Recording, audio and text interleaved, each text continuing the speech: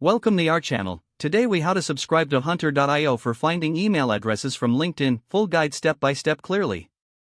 Type in the URL for Hunter.io and press enter. Once the website loads, locate the sign up button at the top right corner of the homepage. Click on the sign up button. You will be directed to a registration page. Here, you can choose to sign up using your Google account or by entering your email address and creating a password. If you opt for email registration, fill in the required fields. After entering your details, click on Create Account. Check your inbox for a confirmation email from Hunter.io. Open the email and click on the confirmation link to verify your account.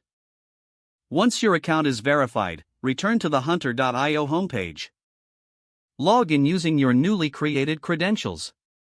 After logging in, you will have access to the dashboard. On the dashboard, locate the subscription options.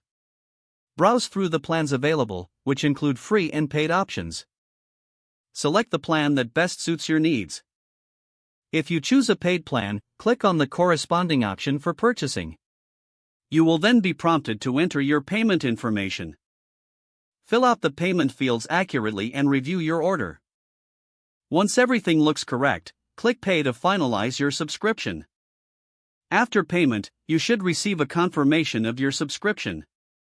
Now, you're ready to use Hunter.io's tools to find email addresses.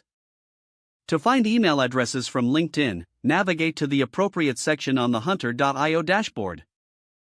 You can start a search by entering a LinkedIn profile URL or the person's name and company. Review the results and use the provided email addresses as needed.